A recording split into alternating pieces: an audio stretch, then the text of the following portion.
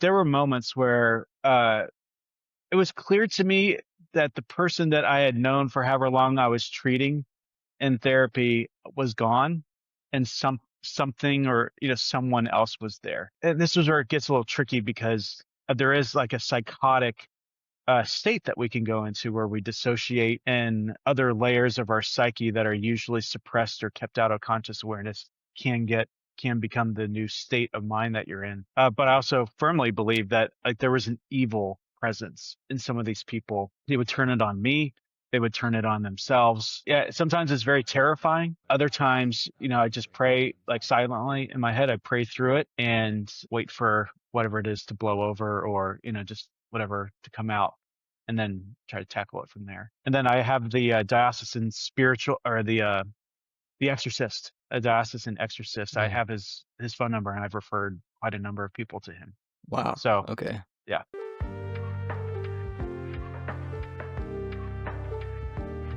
All right. Welcome everybody to the Body Aesthetic. My name is Matthew. Here we have brother Nick in the studio today. We're going to be talking about psychology and faith. Nick here is a professional psychologist, and we're going to kind of delve into his experiences in psychology and also how we incorporate our faith, as both me as an Orthodox and Nick as a Catholic, into our perspectives on psychology. So Nick, the first thing I wanted to talk about is the human person. What makes the human person? And you kind of get this from holistic practitioners that the human person is a combination of mind, body, and soul. And I agree with that. I think that's a true statement. I think they may not really know exactly what those three things mean, especially not the soul part. But we have writings from the church fathers that kind of explain these things. And I believe it's St. Gregory of Nyssa. Don't quote me on that, but I believe he breaks down mind, body, and soul as the mind being the nous, which is the old Greek word referring to like the intellect, so man's capacity for rationalization and rational thought. Body being the word, in the sense of like God, Christ being the incarnation, the word incarnate, and also our ability to speak and to communicate verbally. And then soul, of course, being, the spirit that animates us. And so man is neither one of these three things, but a combination of all three of these things. And I get the sense, maybe it's different in your perspective, but that the modern culture in our day and age pretty much focuses mostly on the mind aspect, the intellect aspect, especially in the West, and doesn't necessarily deny the body, but maybe kind of disregards the body in the sense that we're very heady and we kind of live in our heads a lot, and we sit down in chairs in front of computers, and there's a lack of embodiment in our day-to-day living like there used to be, let's say. And then pretty much totally disregards the soul aspect and just denies the aspect of the soul. So what's interesting is the body being the physical aspect of our existence, the spiritual being obviously the spiritual aspect of our existence, our soul. The mind is kind of a bridge between the two things, because obviously we have a brain. The brain is the physical aspect of the mind, but the physical makeup of our brain and the biochemistry, the synaptic connections, action potential, all these things that act on our nerves and the biochemistry of our brain leads to a metaphysical experience, which is our rationality, our ability to think. And we can go into all these topics of like, what is logic, and is there physical basis to logic and things like that. But let's start with the conversation of the human person being all three of these things, and maybe your experience and your background as to why the mind is focused on the most in our day and age, to the detriment of kind of the other two aspects of the human person. Sure. So I really have to give credit to my graduate school program. It was a devout Catholic program. And they started off not with a lot of introductory courses on psychology, but it was human anthropology. And their whole mission was we have to understand man before we can help him or help him heal. And so we had a lot of courses loaded up front on theology and philosophy in order to understand the human person, which would then allow us to apply science and all the great tools that psychology has provided over 100 years or so to help people. And so I think that's exactly right. And I was raised Catholic, but I didn't have this type of education or formation with it, like on such a deep level as I got in school in this graduate program. And so, they created like a whole model. It's uh, the anthropology of man, and it was really wonderful. It was eye opening on every level. And they start off with three theological premises, and then I don't know how many they have now. They've adapted it over the years since I've left, but we're created, fallen, and redeemed. Right? Those three are the theological principles, and if we can't understand that, there's no way we're going to be able to understand mental disorder, how to help people, and why we tend towards sin. So there's a lot packed into all of that. Um, and this is something I'm still trying to read and understand better, but within the Catholic tradition, body and soul are one, or one substance. And so you can't have one without the other. Like I am my body and I am my soul, like they're one together. And so I don't know in your tradition if they're like, here's your body, here's your soul, and then they kind of interact. But I think within the Catholic tradition, they're one and the same. So I do think that that matters in terms of trying to help people, because what's good for the soul is good for the body, and what's good for the body is good for the soul. You can't neglect one and hope that the other one flourishes. I think that's kind of how I approach all of that. Hmm.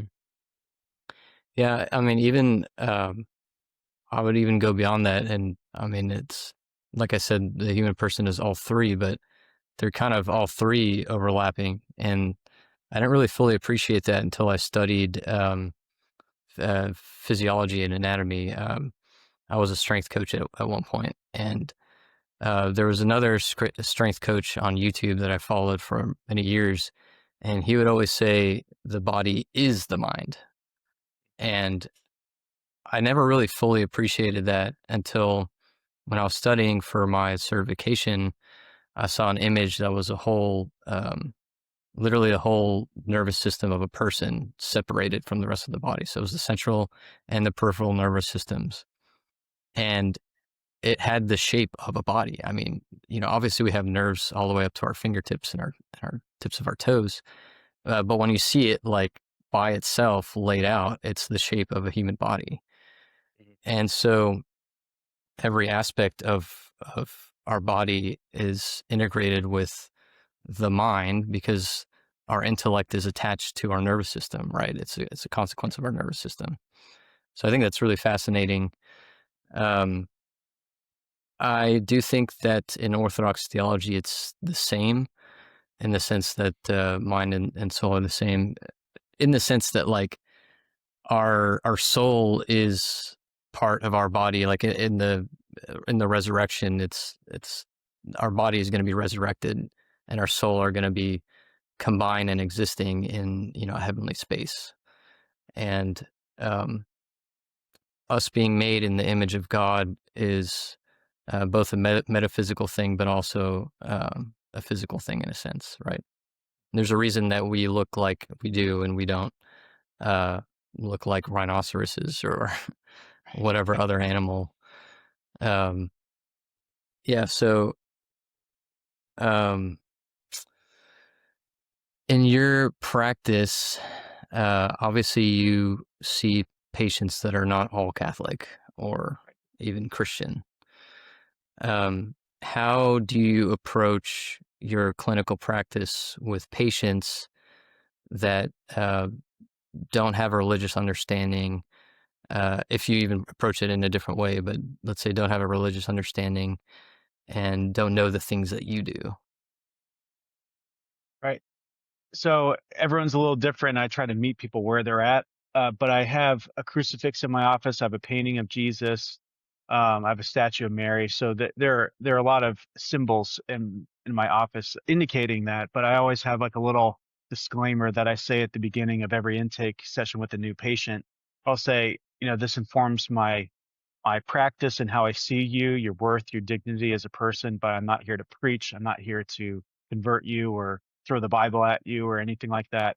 And so many people have told me they're worried, like, oh, if I share my deepest, darkest sins, the things I'm really ashamed of, you will judge me, because that's all they know from religion is here are the rules, and if you fall short, you're going to go to hell. And so, like, they don't need that in therapy. They don't need one more person condemning them. So that's kind of like that's how I initially present it. But I really apply to uh, the reason and natural law, that I think there's a sense among everybody. It's like, hey, uh, apologizing when you've done something wrong is a good thing. Trying to forgive someone who's wronged you, generally speaking, is a good thing. It's like I don't have to like quote scripture to get them to believe that. I think they intuitively know that. Uh, and then it's kind of up to them if they want to dig deeper into that, like why, like why are these good things agreed upon by almost everybody? Where does that good come from, or what's the basis for it?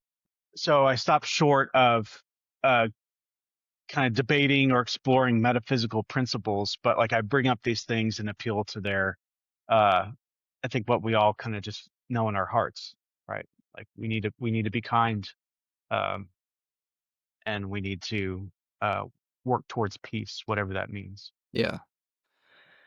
So, in doing that, um, like we said, the human person is a combination of these three things. What I find so fascinating about psychology is that you're kind of trying to pinpoint the root of a problem, disease, condition, or whatever that kind of has influence from all three of these aspects of the human person. So we can have psychological disorders that come from our gut bacteria, right? We're learning now that there's a link between our gut health and our brain health. And obviously, there's mental conditions that arise from spiritual disease and spiritual problems. Um, Demonic possession being one of those things. So, in your practice and in your experience, how do you navigate the root cause or the combination of root causes to come to a proper diagnosis? Because, like, you know, you can say someone's demonically possessed, but it might just be their gut is not healthy, like, um, or something like that. Yeah, that's tough because I know your gut also reacts to stress, right? So if you're not managing stress well, then your gut can be off. And then if your gut's off, then if there's a kind of a chicken or the egg dilemma there with all of that. Now, obviously, if you catch a cold from somebody and it wipes you out, that's not a mental or due to a mental disorder, but mental stress can weaken your immune system, right? So it's just it's hard to kind of pin all of that down and say, well, it's definitely this or definitely that. But I err on this is maybe a little more of the psychodynamic, psychoanalytic training that I have. Um, that I tend to think there's more psychological things going on deeper down. And so I'm always looking for that and kind of pushing further into that rather than like, oh, just go see your general practitioner, get some meds, and you should be good to go. Yeah. Which is important. And just one other thing, uh, for mental health, I do keep track of with a lot of the people I work with diet, exercise, and sleep. That if your body's not functioning well, I don't care how good your coping skills are. If you're not getting good sleep, if you're not taking care of your body, you're gonna um, really struggle. So Yeah, and that's something, I mean, we knew, like, even as early as ancient Greece, like, yeah, I think it was like Aristotle or Socrates or something talking about how, like, you know, if you have good bodily faculties, like, you're going to have good mental faculties. right. Um, And that's something I struggled with as a strength coach as well, is kind of the modern culture of really just neglecting the body. It's mostly not out of like on purpose. It's just mostly because people are ignorant. They don't know all the chemicals and crap that's in the food that they're eating. And Yes. we're subject to a lifestyle that our bodies are not adapted to. Um, Waking up before the sun rises to a phone screaming in your ear, and then we'll wonder why our circadian rhythm is all messed up and we can't sleep. And um, but stress is like, in my experience, if it seems like it's the number one cause, really the root cause of almost everything. Every problem is too much stress, and our lifestyles are just all stress. I mean, literally, you wake up to stress, like a screaming phone in your ear, and then we're stressing out in our jobs all day. We have stressors at home, whether that be through like family members or even just through a cluttered environment. It can be a stressor. And so we're just exposed from all sides to too much stress. And yeah, it seems like that's kind of the number one cause of death. Like ultimately, Yeah. like, and it's over stress, just constant over decades and decades throughout the life. And um, I wouldn't be surprised if that's a big cause of our cancer rates in the modern world. And um, not to I don't want to say stress is entirely bad, because we obviously know, especially in terms of exercise, like a little bit of stress is necessary for growth. And that's true also in the mental faculties, right? In terms of us growing as people, we need to be uh, stretched a little bit, which is that I think Tolkien calls it eustress, which is like good stress. Hmm. Um, but like I said, we kind of always go too far with it, to our chagrin.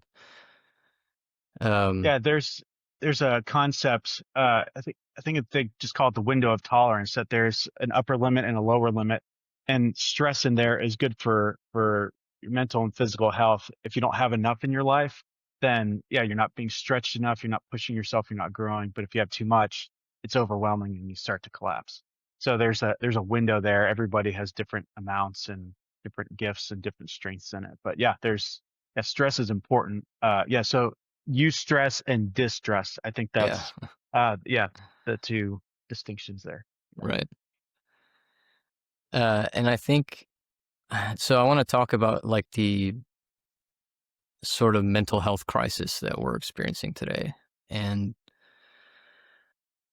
you see it talked about a lot, especially online, and it has different facets to it. So there's a loneliness epidemic.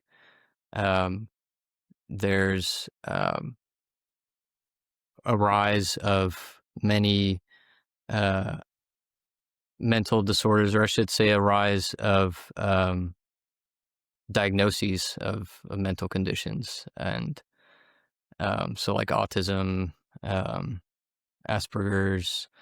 Um, I don't know if it's true or not, but narcissism. I feel like that term is probably thrown around too much, but um, there's just a greater awareness of mental health, and like I said, we focus on it a lot, so it's it's even part of the um, zeitgeist, so to speak. Like, there's a lot of armchair psychology that goes around, like, oh, that's narcissistic behavior, that's sociopathic, that's this, that's that, right? Um, but there's definitely something to be said that we're going through a crisis of mental health, because the statistics show that we're the most lonely we've ever been. People have less friendships than ever, less romantic relationships than ever. We're a lot more disconnected, obviously, even though we're connected electronically and through technology.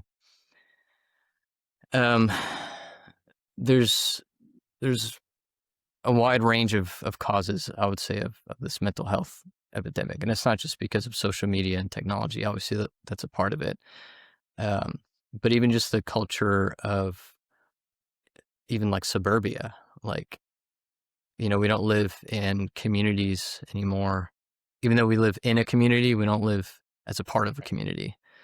I don't know my neighbors and they don't know me very well. Um, Not that it has to be that way, but that's just kind of the way it is. And um, with modern tech like vehicles and cars, we're able to access um, places that are far away that we didn't have access to before. And traveling, let's say on foot, it was a social thing, right? It was like you encountered other travelers on the road.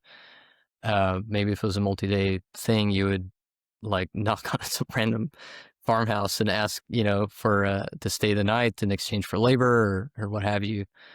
Versus now we get in the car, I flip on a podcast or YouTube or just music and I just, sit by myself for 30, 40 minutes. So there's tons of different aspects of life that kind of isolate us. Right. Now, And oh, go ahead. Sorry. well, I was just going to lead to a question like, uh, in your opinion, do you think the crisis of today in terms of mental health is more a spiritual problem or more of one, I guess you could say social or even biological? Um, so the social, uh, in my mind, is largely spiritual because we're one body, right? In a Christian culture, we're one body. We're made for communion with each other, right? And that starts with the family, and then kind of grows from there. Like you said, like you have neighbors, you're not sure who they are. You live in a community, but you don't know your community. And I do think that's because everything's moving at such a fast pace. Like vehicles go very fast, cell phones move very quickly, the internet, all that stuff. We can't slow down because the faster everything gets, the more we have to move to keep up with it. So I do think there's something there. And I can't tell you how many families I've worked with where, of 3, 4, 5 kids, and they don't have one night where they're all just sitting down together. Wow. Not one. So because sports, music lessons, here's this club, this activity, everyone's got to do more and more to compete and, look for their college applications and things like that. So I really think it's about slowing down and just being together. And we don't do that anymore. And I think technology is driving a lot of it. I also think uh, with technology, there's less intimacy. And then if you slow down and you don't know how to be intimate with each other, to talk, to listen, to understand, to feel, and have compassion, or even confront each other and work through conflict. Like if you don't know how to do those things, you're gonna consciously or subconsciously avoid it, and that would drive you to just stay more busy and distracted. So I Mm. think there's kind of a self-feeding loop with all of that. And that's why I love therapy, because it's like phones are away, there's no screens. We're literally just talking and sharing for 50 minutes. And yeah, there's something very, very intimate about that. And I think that's what we need more of. Yeah, speaking of intimacy and relationships, obviously besides kind of like putting technology away, what would be your advice for, let's say, people that um, not just in marriages, but just kind of are lonely and don't have or have trouble making deep connections with people, or people that are in marriages and maybe having trouble with connecting with their partner and having intimacy? What would be some advice or maybe a way to approach relationships that can make people feel more fulfilled in their intimate relationships? For marriage, uh, date night. I think every marriage needs a date night. If you could do it once a week, and I tell this to married couples, and they, I don't think they typically take me very seriously, but I'm like, if you don't have enough time or money for date night because you're too busy with your kids, get your kids out of the activities and put that money and time towards a date night. That will serve your children way better. And I think you just need that time, right? And it'll probably be awkward and uncomfortable if you haven't been on a date with your wife since you were dating, but it gets easier as you practice. And uh, I really think it's just, once it becomes a habit, it'll flow more smoothly, and you'll look forward to time with each other rather than, I don't have time for this. I don't have time to slow down and talk and spend an hour working through this issue. Like, yeah, make the time. Yeah. Just in general, a lot of people in their 20s and 30s, if they're not married, there's just kind of adrift.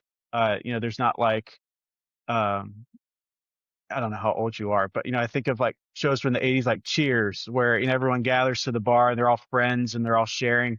Yeah, like I don't think we do that anymore. Like at least in that kind of more vulnerable way where you're just connecting. And so I really think it takes a lot of effort to maintain that and kind of get something regular between friends.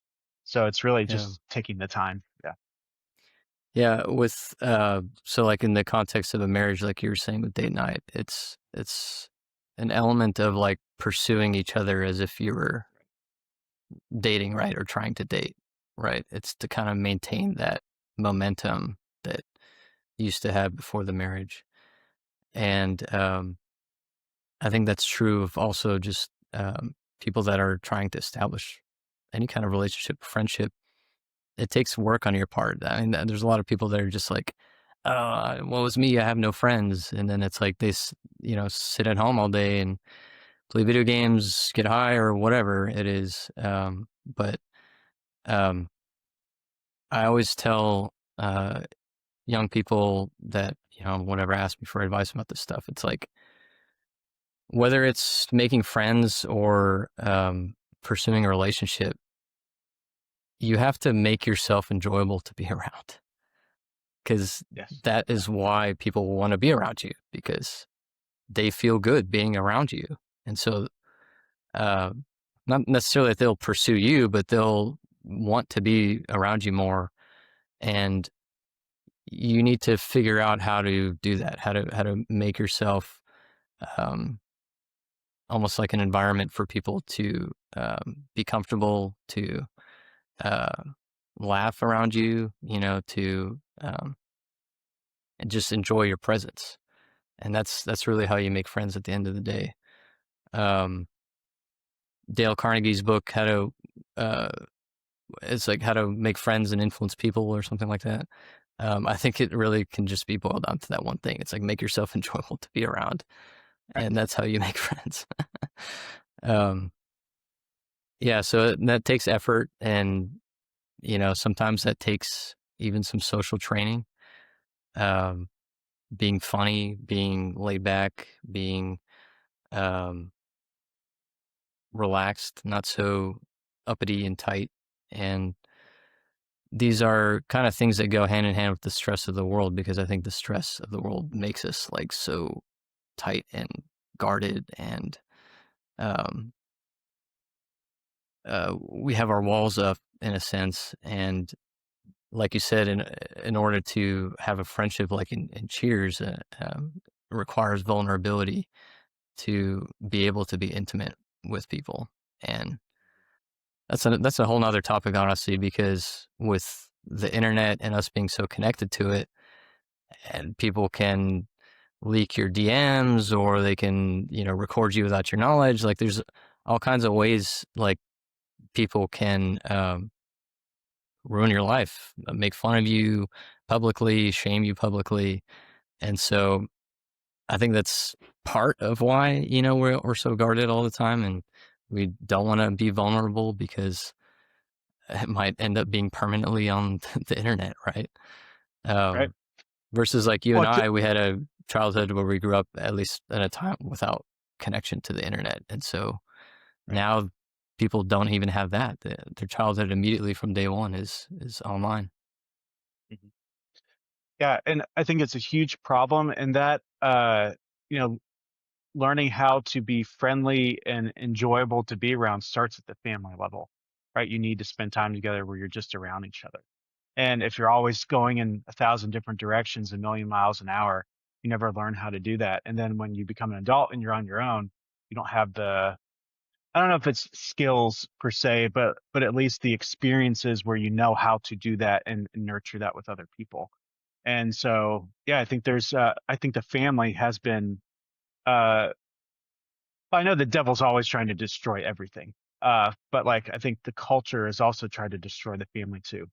And you see that it's become so individualized, and that's something I feel very strongly that the basic building block of society is not the individual, it's the family. And I think the church teaches that in some. Don't ask me to quote the the the letter or the exhortation or whatever it's called, but yeah, the family is the basic building block. And so if your family's not strong, there's no way your community is going to be, no way your nation is going to be. So Yeah. yeah, yeah, Yeah, like you said, people have an issue with confrontation or just don't have the skills to navigate things that are parts of relationships that are unpleasant, let's say. right, But being a part of a family, a stable family, right? So, mother and father, maybe siblings, you're basically forced and confined to interact with people every day in the same house. That you learn those skills through that experience. And when you don't have that, and or you come from a broken family, then you don't learn those skills. I mean, you could learn them, I guess, through friendships and through school or whatever other public platforms. But it's easy to kind of just avoid those things in those scenarios because you can go home and leave your friends behind, leave those relationships behind. But your family's always going to be at home, right? right. Well, and I think parents need to teach them. That's how you learn, Mm, right? Primarily, like, hey, I'm going to correct your behavior to show you there's a better way to ask your big brother for some chips, or to uh I was just thinking the other day, it's one of those things.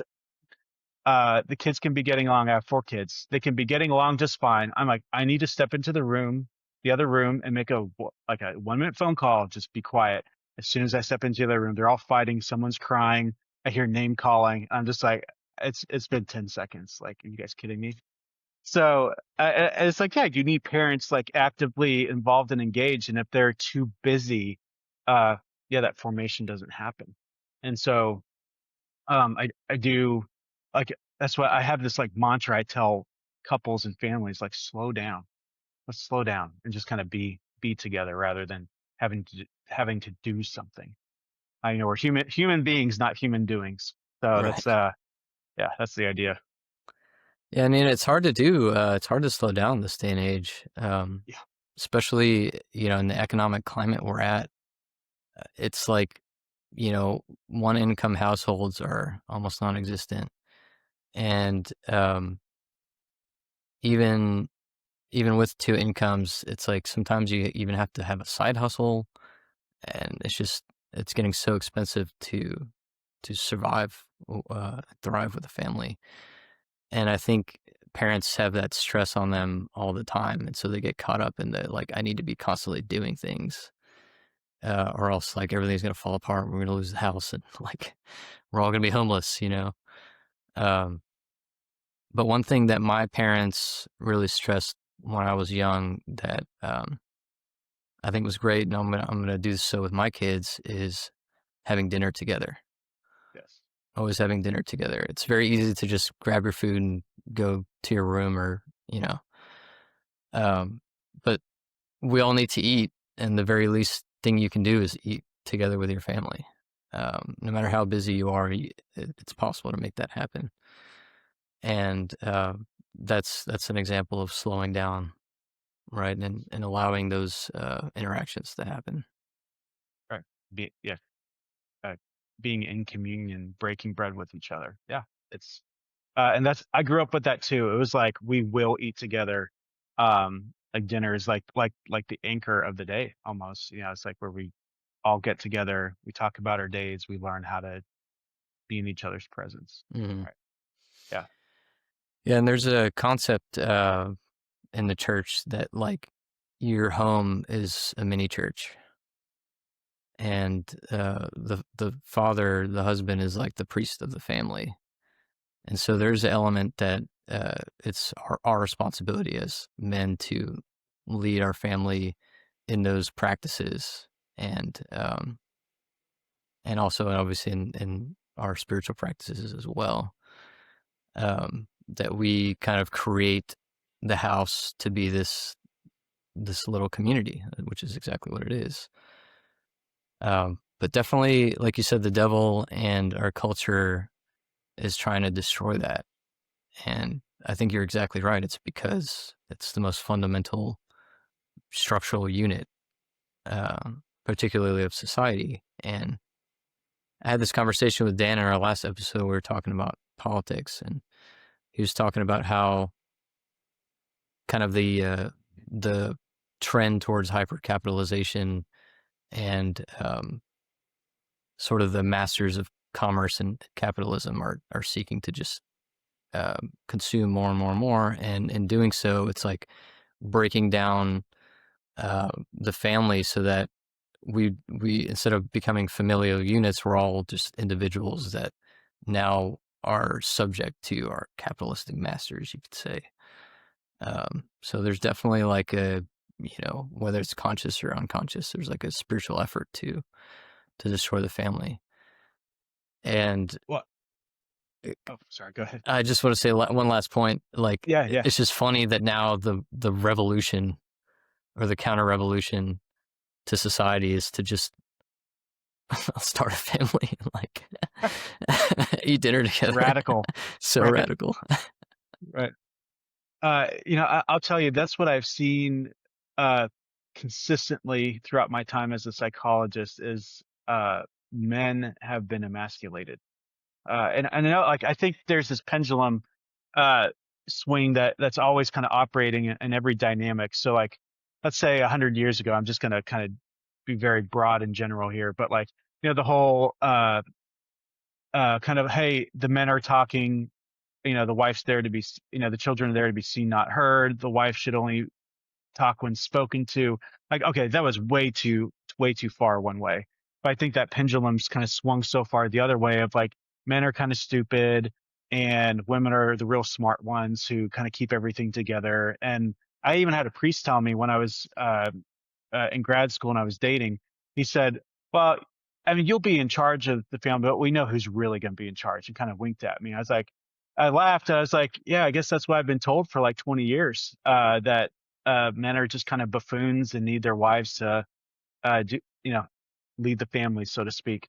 And I spent a lot of my career so far helping men be men and not be emasculated by culture or their partners or, whoever is in their lives. So I do think it starts with the men in the home, the fathers and the husbands.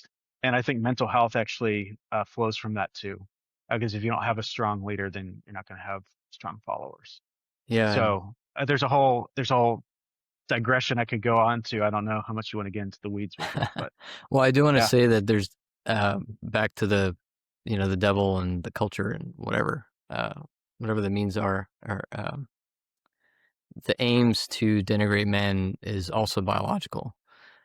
I remember reading a paper. I was like 13. I don't know why I was even reading this, but it was a paper written by a professor called "Save the Males," and he was basically charting and discussing the sharp decline of testosterone in men.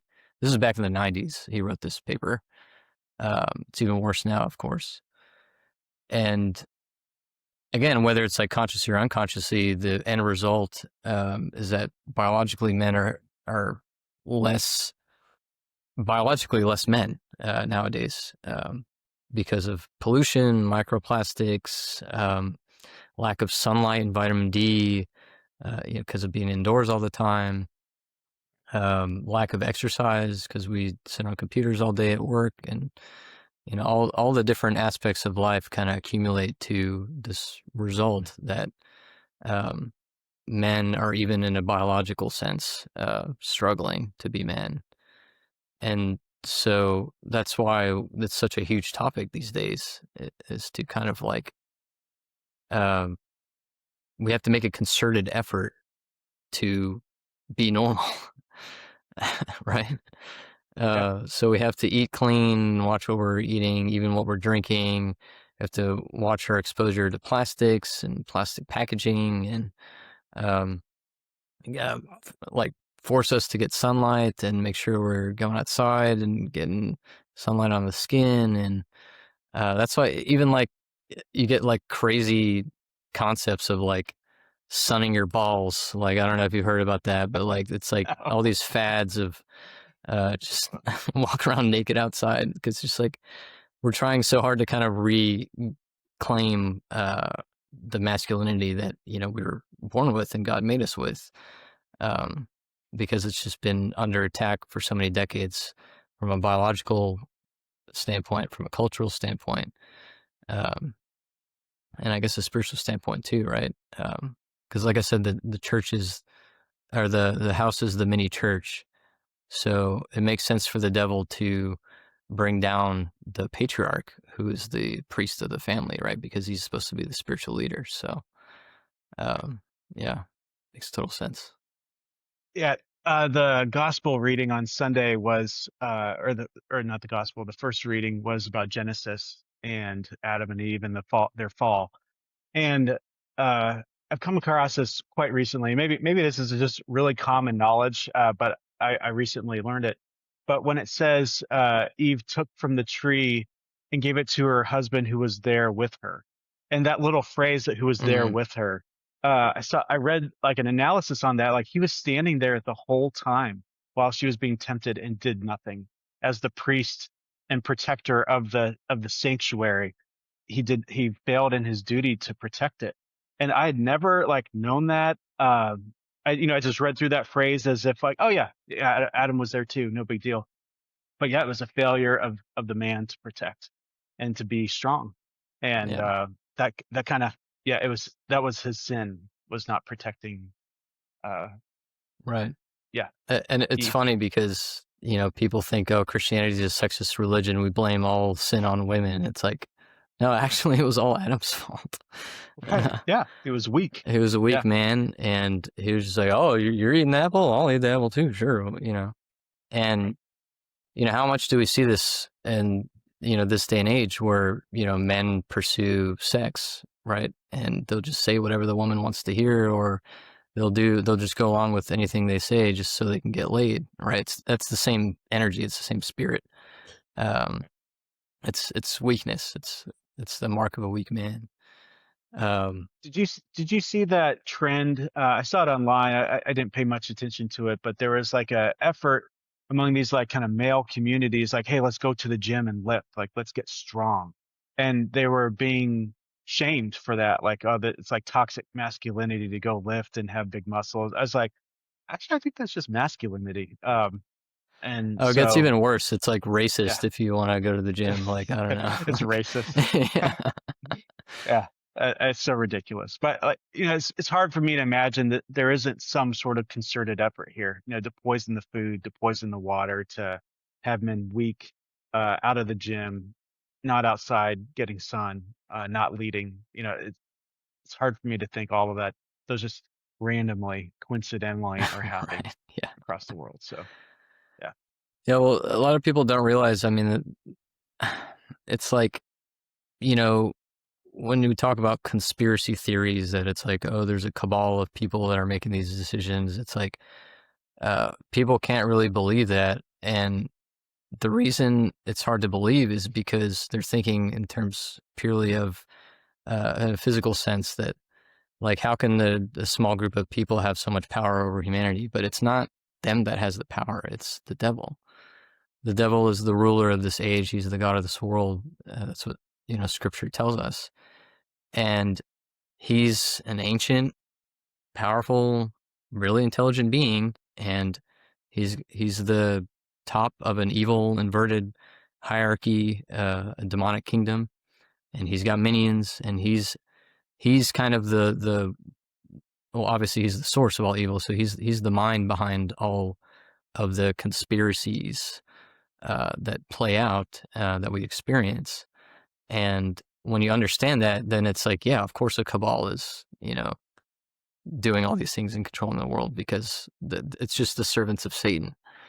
right. Um, even when God, or when Satan was tempting Christ in the wilderness, and he was like, "Look at my kingdom. Like, I have all this and I can give you all this, right?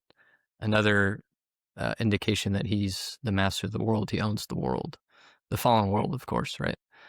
Um, so yeah, it all makes sense when you understand it from a spiritual perspective. And that's what's so amazing about our faith, is that it gives us that enlightened view of the world where we can actually see the truth.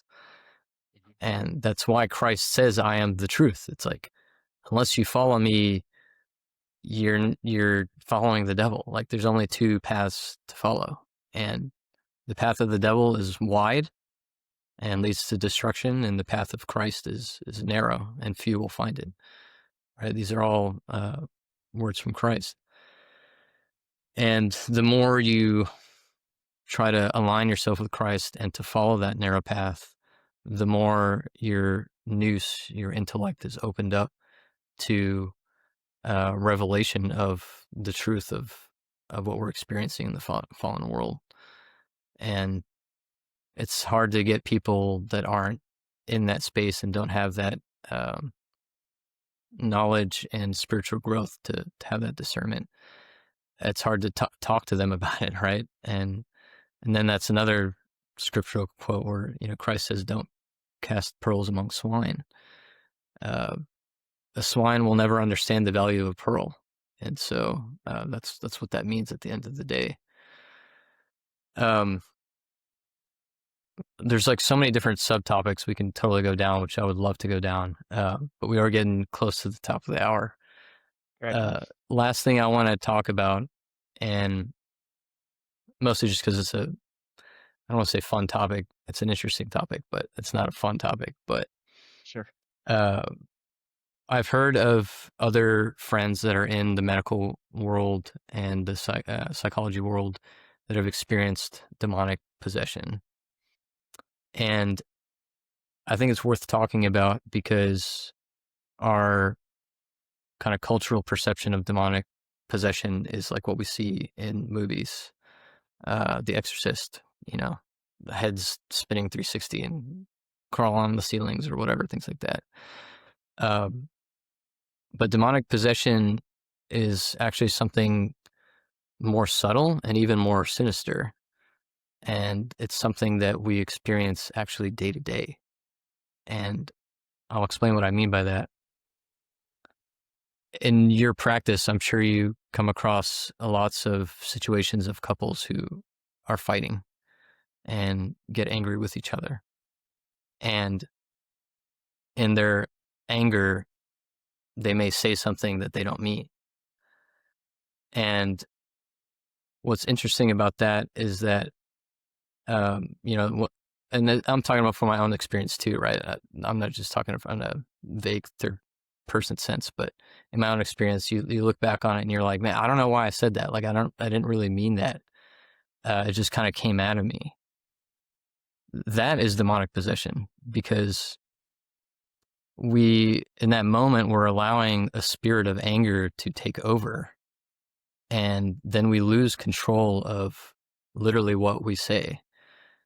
And I think also part of why we know that we don't mean it is because the words that come out of us when we're in that possessed state is also it's not really our thoughts, because we have, demonic entities that are always whispering things and trying to subvert, our actual internal thoughts and to sabotage us in ways that hurt us spiritually and hurt people around us spiritually. Because we're all subject to the spiritual warfare, and we're at war with entities that are 24/7 seeking our downfall. So demonic possession can be as simple and small as that, as losing control and allowing a spirit of anger to possess you. But it's also in other regards, it's allowing anxiety to possess you, spirit of anxiety, things like that. So in your practice, have you come across anything that you think was demonic possession, whether it's as small as the examples I mentioned, or heads spinning on a swivel, eyes turning red or something? no heads spinning, no projectile vomiting, Ah, shucks. thankfully. Boring. Uh, yeah, No shit. boring. uh, nothing quite that dramatic. But there were moments where it was clear to me that the person that I had known for however long I was treating in therapy was gone, and something or someone else was there. And I know, and this is where it gets a little tricky because there is like a psychotic state that we can go into where we dissociate, and other layers of our psyche that are usually suppressed or kept out of conscious awareness can become the new state of mind that you're in. But I also firmly believe that like there was an evil presence uh, in some of these people. They would turn it on me. They would turn it on themselves. Uh, and yeah, sometimes it's very terrifying. Other times, I just pray like silently in my head. I pray through it and wait for whatever it is to blow over, or just whatever to come out, and then try to tackle it from there. And then I have the diocesan spiritual, or the exorcist, a diocesan exorcist. I Mm. have his phone number, and I've referred quite a number of people to him. Wow. So Okay. yeah, Yeah. Is it like a feeling you get that it's a spiritual um, thing and not like a multiple personality disorder or, like you said, a dissociation? it's a darkness, and it's hard to like capture because it's not like the lights go out and the room starts shaking, or it's not like that. It's more um I don't know how else to describe it besides like I feel it in my soul. Like there's something evil here. There's not light where there should be, and I just feel a shift. And yeah, like there's a lot there. Yeah. Wow. That's crazy. Well, Nick, it's been a pleasure. Um, we're getting to the top of the hour, so I appreciate your time. This was a very interesting conversation. I look forward to talking more, and if you feel like coming back on the show, you're always welcome. Oh, I'd love to. I feel like we just scratched the surface. Yeah, it's just Me like there's too. so many things I wanted to explore. So Right, and there's only so much we can talk about in 1 hour. So. yeah, for sure. Yeah, I'd love to have you back on. Thanks everyone for watching. If you want Nick to come back on, let us know in the comments below. Um, I don't care what you say. I'm gonna have him back on anyways because there's lots we can talk about. Yeah. I appreciate honest feedback. If there's something I did or the way I talked or whatever, like I'm open to it. That helps me grow. So I appreciate the honesty. Yeah, So for sure. Well, thanks yeah. for coming on.